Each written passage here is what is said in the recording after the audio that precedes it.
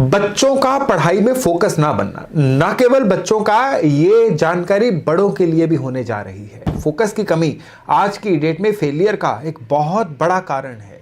आप सिर्फ इमेजिन करके देखिए कि बच्चों को तो हम फोकस करने के लिए कहते हैं, खुद भी कितना फोकस कर पा रहे हैं काम में। हमारे काम का केवल 20% ऐसे प्रोडक्टिव आवर होते हैं जो सारे दिन की बाकी 80% प्रोडक्टिविटी को जनरेट करते हैं।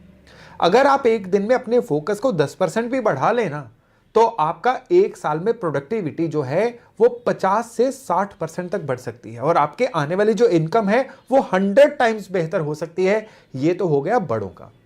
लेकिन अगर स्टूडेंट्स की बात करें, उनमें प्रोडक्टिविटी का जो लगातार डिक्लाइन देखने को मिल रहा है। मेरे पास कंसल्टेशंस आती हैं, बहुत सारे पेरेंट्स इस बात से परेशान रहते हैं कि बच्चे का पढ़ाई में फोकस नहीं बन पा रहा है, बच्चों का पढ़ाई में इंटरेस्ट नहीं बन पा रहा है। बच्चे पढ़ते तो हैं लेकिन कॉन्फिडेंट फील नहीं कर रहे हैं। बच्चे पढ़ते हैं, एग्जाम में जाके भूल जाते हैं, फंबल कर जाते हैं। तो ये सारी चीजें जो है ना, ये एस्ट्रोलॉजिकली बहुत गहरे से जुड़ी हुई हैं। और अगर आप इन चीजों के पैटर्न को समझ लें तो ना केवल आप फोकस को बढ़ा सकते हैं, बल्कि अपने जीवन में कामयाबी की जो बेसिक रेसिपी है ना, उसको भी अटेन कर सकते हैं, जिससे कि आने वाले समय में आप सक्सेसफुल नहीं, सुपर सक्सेसफुल बन सकते हैं। नमस्ते, मेरा नाम है योगेश शर्मा। स्वागत है आपका happy life with Yogesh Sharma में। दोस्तों, इस इंपॉर्टेंट वीडियो में आगे बढ़ने से पहले एक विनम्र निवेदन कि अगर अभी तक आपने अपने इस चैनल को सब्सक्राइब नहीं किया है तो कृपया सब्सक्राइब जरूर करिएगा और बेल बटन दबाना बिल्कुल मत भूलिएगा। तो फोकस की कमी को निपटना कैसे है, उसके बड़े सटीक, बड़े जबरदस्त आपको उपाय देने जा रहा हूं, लेकिन वो इस वीडियो के अंत में होंगे। और उनको समझने से पहले जो जानकारी अभी देने जा रहा हूं, एक बार उसको जरूर समझ लीजिएगा। फोकस की कमी के कई कारण हैं। इनमें से सबसे बड़ा कारण है डिस्ट्रैक्शंस, ध्यान का भटक जाना। और ध्यान के भटकने में जो सबसे पहला तत्व होता है वो होता है मोबाइल फोन। मोबाइल फोन एक इस तरह की एडिक्शन आज की डेट में बन चुका है कि हम इसको अपनी जिंदगी का एक बड़ा प्रॉपर अंग मानना शुरू हो चुके हैं। इंसान अपना वॉलेट घर भूल सकता है, मोबाइल नहीं भूल सकता है। और स्टूडेंट्स में क्या है कि आजकल उनके स्कूल के जो लेक्चर्स होते हैं, स्कूल के जो भी उनके लेसन्स होते हैं, वो ज़्यादातर उनके व्हाट्सएप ग्रुप पे आते हैं, मोबाइल पे एक्सचेंज होते हैं।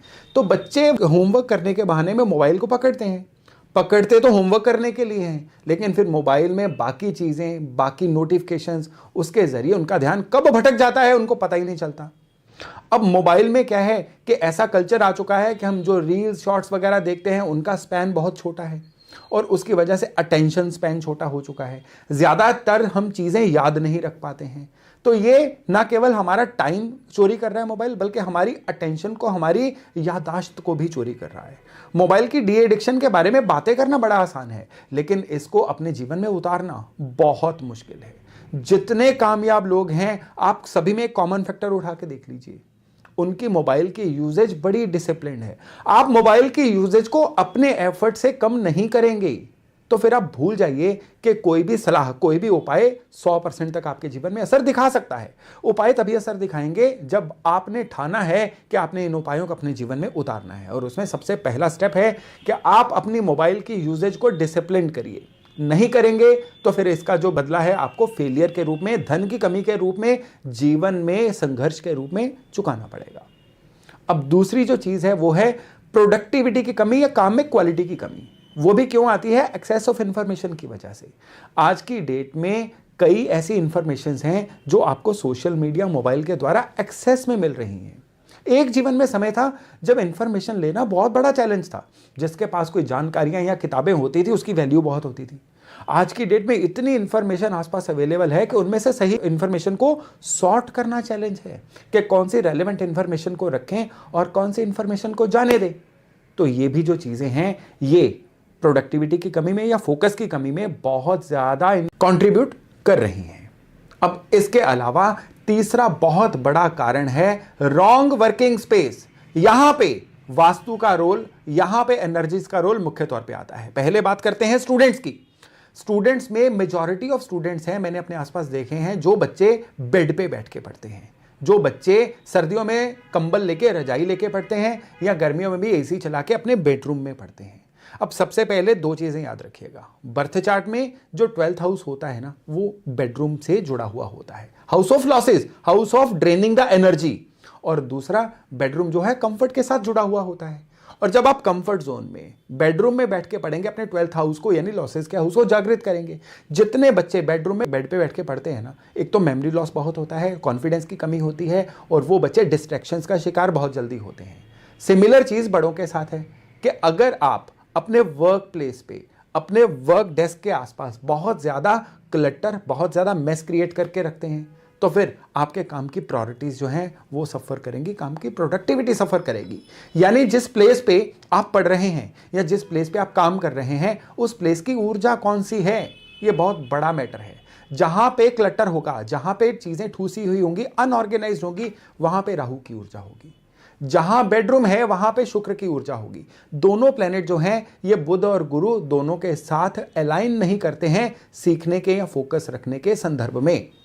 आपने अगर सही से, बच्चों ने पढ़ना है, स्टूडेंट्स ने पढ़ना है, या इंसान ने अपने काम में अच्छा फोकस करना है, तो भाई सबसे पहले तो अपने पढ़ने के या काम करने के प्लेस को ऑर्गेनाइज करिए और प्रॉपर बैठ के सामने टेबल वाले पोस्चर में या जमीन पे किसी अच्छे आसन में बैठ के आपने पढ़ाई करनी है। यह सबसे पहला फैक्टर है। इसको आप एस्ट्रोलॉजी का, वास्तु का फैक्टर समझ लीजिए, इसको आप अदरवाइज एक सयानी सलाह समझ लीजिए, लेकिन इसको करना ही है। अब दूसरी बात कि जो स्टूडेंट्स पर्टिकुलर किस दिशा में मुंह करके पढ़ें कि उनको ज्यादा अच्छे से चीजें ग्रैस्प हों। इसमें भी जो वास्तुशास्त्र है वो क्या कहता है कि जब भी चारों दिशाएं जो हैं आपके लिए बेनिफिशियल हैं, पहले तो ये बात याद रखिएगा, लेकिन हर दिशा का आपकी पढ़ाई में अलग अलग तरह से योगदान है। जो स्टूडेंट्स चीजों को मेमोराइज नहीं रख पाते हैं, पढ़ा हुआ भूल जाते हैं, उनके लिए सबसे आइडियल डायरेक्शन है कि पूर्व की तरफ मुंह करके पढ़ें। पीठ पश्चिम की तरफ हो, मुंह पूर्व की तरफ हो, फिर वो घर के किसी भी कोने में बैठे हो, लेकिन अगर ऐसा करेंगे तो चीजें मेमोराइज जल्दी होंगी। लेकिन अगर वो दक्षिण की तरफ मुंह करके बैठते हैं तो ये जो केस रहेगा वो ज्यादातर रिलैक्स मोड में चले जाएंगे। जो बच्चे पढ़ाई को थोड़ा सा टेंशन फ्री मोड में करना चाहते हैं, उनकी पढ़ाई बहुत ज़्यादा स्ट्रेसफुल है, जिसमें वो पढ़ते पढ़ते एकदम से ब्लैंक हो जाते हैं, तब उनको दक्षिण की तरफ मुंह करके पढ़ना चाहिए। उससे सॉर्टिंग जो है ना चीज़ों की, वो आसानी से हो जाती है, ऑर्गेनाइज्ड वे से पढ़ सकते हैं। जो बच्चे पश्चिम की तरफ मुंह करके पढ़ेंगे स्टूडेंट्स, उनके लिए क्या है कि जो पढ़ा हुआ है एग्जाम में वो भूलेंगे नहीं। वो जो है उनकी पढ़ाई जो है, कई स्टूडेंट्स को ये शिकायत होती है ना कि हमें मेमोराइज भी हो जाता है, हम सब कुछ ऑर्गेनाइज्ड वे से कर भी लेते हैं, लेकिन जब भी एग्जाम में जाते हैं वहां पे फंबल कर जाते हैं। तो उनके लिए पश्चिम में मुंह करके पढ़ना बहुत बढ़िया रहता है। और अब बात करते हैं नॉर्थ दिशा की। कौन लोग हैं जिनको नॉर्थ दिशा में मुंह करके पढ़ना चाहिए? ये वो लोग हैं जिनको पढ़ते वक्त सूझता ही नहीं है शुरू कहां से करें और खत्म कहां से करें। बिल्कुल ही जो नील बटे सन्नाटा हो जाते हैं ना, उनको नॉर्थ की तरफ मुंह करके पढ़ना चाहिए। उनको एकदम से सही ढंग से क्लैरिटी होनी शुरू हो जाती है कि उनकी पढ़ाई जो है, दरअसल उनको कौन कौन से सेगमेंट्स को क्लियर करना है, उनको कौन सी कमजोर नस को दबाना है, जिससे कि उनकी पढ़ाई या कह लीजिए उनके एग्जाम में परफॉर्मेंस अच्छी हो जाए। अब एक बार बात कर लेते हैं जो 9 के 9 ग्रह हैं, ये किस तरह से आपकी पढ़ाई में आपकी हेल्प करते हैं या बाधा डालते हैं। सबसे पहले हम शुरू करते हैं सूर्य से। सूर्य जब अच्छे होंगे तो इंसान एक एम्बिशन लेके चलेगा कि मुझे ये टारगेट अचीव करना है, साम दाम दंड भेद कैसे भी मैं ये वाला टारगेट अचीव करके चलूंगा। लेकिन यही सूर्य जब खराब हो जाते हैं ना, ये स्टूडेंट को ओवर कॉन्फिडेंस का शिकार बना देते हैं। तब क्या होता है कि मुझे सब आता है और एग्जाम में जाके उसको कुछ भी नहीं आ रहा होता। यह सूर्य की खराबी होती है। अगर ऐसा है तो आप सूर्यांजलि दीजिए, सूर्य को सही करिए। चंद्रमा जब भी अच्छे होंगे तो ऐसे इंसान को एकदम से क्लैरिटी होती है कि उसकी महारत फला फला सेगमेंट्स में है, फला फला चैप्टर्स में है और कहाँ कहाँ उसकी कमजोरियां हैं, ये उसको पता होता है। लेकिन जब चंद्रमा खराब होते हैं ना, उसके अंदर कॉन्फिडेंस ही बिल्टअप नहीं हो पाता। उसको लगता है उसको सारे ही सब्जेक्ट नहीं आते हैं और वो बहुत ज़्यादा अंडर कॉन्फिडेंस का शिकार रहता है। इस केस में उसको क्या करना है, रात भर पूर्णिमा का जो चंद्रमा होता है ना, उसको 15-20 मिनट तक निहारे। स्पेशली जब चंद्रमा जो है वो चतुर्दशी का हो, पूर्णिमा का हो, प्रथम तिथि का हो, यानी जब चंद्रमा ऑलमोस्ट पूरी शेप में होता है ना, उसको स्टेयर करना उसके कॉन्फिडेंस में बढ़ोतरी करता है, सॉर्टिंग देता है उसको। मंगल जब भी अच्छे होंगे, ऐसा इंसान जो है ये बहुत बढ़िया टाइम टेबल लेके पढ़ेगा, बहुत अच्छे से ऑर्गेनाइज्ड वे से पढ़ेगा। लेकिन यही मंगल जब खराब होंगे ना, तो ये चीज़ों को शुरू तो कर लेगा। आज टाइम टेबल शुरू किया, परसों टाइम टेबल भूल गया। यानी किसी भी अपने पैटर्न को या किसी संकल्प को ये कंटिन्यू नहीं कर पाएगा। आप देखिएगा कि आपके मंगल कैसे बोल रहे हैं। जिनके बुध अच्छे होते हैं वो तो बिल्कुल अच्छे आइडियल टॉपर स्टूडेंट होते हैं। टॉपर के जो जो लक्षण होते हैं ना वो सारे अच्छे बुध वालों में होते हैं। लेकिन जिनके बुध खराब होते हैं ना, वो पढ़ा हुआ भूल जाना, ये बुध का सबसे पहला लक्षण। दूसरा, जो आता है उसको भी सही ढंग से एक्सप्रेस ना कर पाना, बुध का दूसरा लक्षण। और बुध का तीसरा लक्षण, एकदम से चीजें जो हैं गलत जवाब देके बाद में रियलाइज करना कि ये तो भयंकर भूल हो गई भाई। तो जिनके बुध खराब है उनको क्या करना है, कांसे में, कांसे का जो बर्तन होता है उसमें हल्का सा, अगर मेडिकल कंडीशन से इजाजत देती हो, घी और शक्कर थोड़ा सा मिला के रोज खाना है। केवल इतना भर करना है, फिर ये जो बुध है ना ये बहुत अच्छे से सॉर्ट होने शुरू हो जाते हैं। इवन बिना जोड़ का एक चांदी का छल्ला राइट हैंड के रिंग फिंगर में पहनना भी बुध को सही करने का बहुत अच्छा तरीका है। अब हम बात करते हैं बृहस्पति की। बृहस्पति जब अच्छे होते हैं ना, ऐसे इंसान को पूरा कॉन्फिडेंस रहता है कि वो जो है पढ़े हुए को बहुत अच्छे से एक्सप्रेस करके आएगा। कई आपने स्टूडेंट देखे होंगे कि जिनके आंसर्स ही इतने ज़्यादा कह लीजिए कि ज़बरदस्त होते हैं कि एग्जामिनर जो है वो हिप्नोटाइज हो जाता है उनकी आंसर शीट देख के। लेकिन जब जुपिटर खराब होते हैं ना, तो इंसान भावनाओं में बह के ज़रूरत से ज़्यादा आंसर दे देना, कहीं कुछ का कुछ आंसर दे देना, ऐसी चीज़ें जो हैं, या आप कह लीजिए कि डिस्ट्रैक्शंस का शिकार खराब जुपिटर वाले जल्दी हो जाते हैं। जिनके बृहस्पति खराब होते हैं ना, वो क्या करते हैं कि प्रायोरिटी में जो चीज़ें 8वें 9वें 10वें नंबर पे आनी है उनको ज़्यादा पढ़ जाते हैं, और जो बहुत टॉप इंपॉर्टेंट चीज़ें होती है उनको छोड़ जाते हैं। ये जो मिसमैच होता है ना, ये बृहस्पति की खराबी होती है। शुक्र स्टूडेंट्स के जो खराब होते हैं ना, वो क्या करते हैं, अच्छे शुक्र वाले जो स्टूडेंट होते हैं ना, वो अपने आंसर्स की क्वालिटी, अपनी पढ़ाई की क्वालिटी के कम पढ़े पर बड़ा सटीक पढ़ें, उस पर जोर देते हैं। और खराब शुक्र वाले लोग जो हैं वो क्या करते हैं, उनका बैग अच्छा हो, उनका जो भी है शीट्स नोटबुक अच्छी हो, कवर्स अच्छे हो, यूनिफॉर्म अच्छी हो, उनका बैठने का माहौल अच्छा हो, इसी पे फोकस रख जाते हैं। पढ़ना क्या है उनको पता नहीं चलता। और जिनके शनि अच्छे होते हैं वो स्मार्ट वर्क करते हैं, वो एग्जाम लिखेंगे उसमें अंडरलाइन करके इंपॉर्टेंट मार्क्स करके आएंगे। वो स्टूडेंट्स जो अच्छे मार्जिन रख के लेजिबल तरीके से अपनी शीट को लिखेंगे। लेकिन जिनके शनि खराब होते हैं ना, वो उनके ऐसा लगता है कि उनकी जो आंसर शीट है उस पर कोई विस्फोट हुआ है, यानी कि खुद को ही नहीं पता चलता कि वो कहना क्या चाहते हैं। इतने कंफ्यूज्ड वे से वो अपने आंसर्स देते हैं। अब जिनके राहु अच्छे होते हैं, राहु हसलर होते हैं, जुगाड़ू होते हैं, तो ऐसे लोग कैसे भी करके चाहे लास्ट मिनट पे स्टडीज करके अच्छा कर जाते हैं। लेकिन जिनके राहु खराब होते हैं ना, वो बच्चे सबसे ज़्यादा फोकस की कमी का या डिस्ट्रैक्शंस का शिकार होते हैं।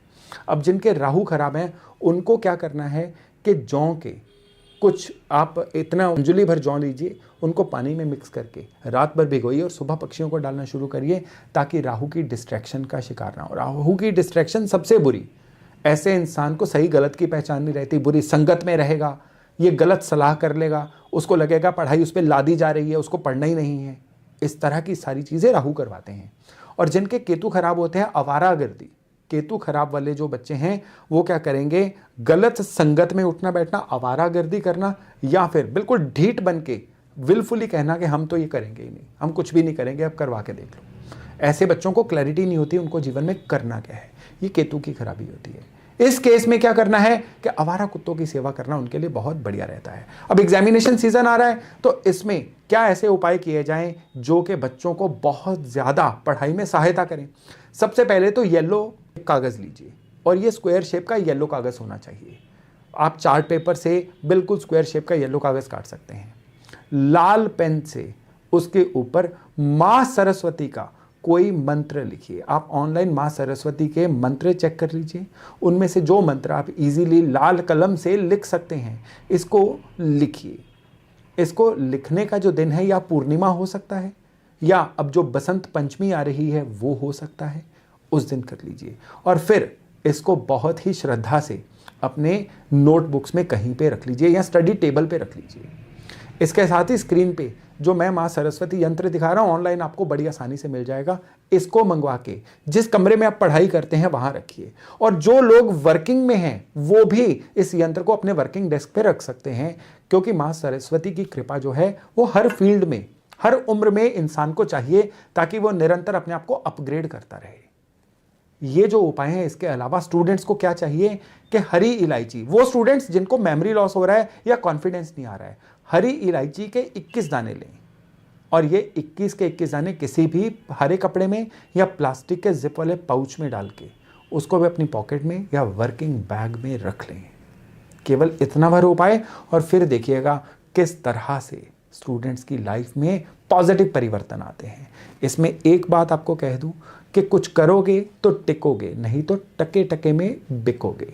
ये मंत्र समझ लीजिए, सलाह समझ लीजिए, आपको करना ही है और उसके लिए आपको डिस्ट्रैक्शंस, स्पेशली मोबाइल की एक रेगुलराइज्ड जो यूजेज है उसको पूरी तरह से अपने जीवन में अप्लाई करना होगा, तभी ये उपाय भी असर करेंगे और आपका जीवन किसी पॉजिटिव दिशा में जा भी पाएगा। तो चलिए आज की सलाह को, आज की वाणी को विराम देता हूं। मिलते हैं अगले वीडियो में किसी नए टॉपिक के साथ। स्टूडेंट्स को एग्जामिनेशन की शुभकामनाएं और बाकी सारे दर्शकों को उनके जीवन के लिए शुभकामनाएं। नमस्कार।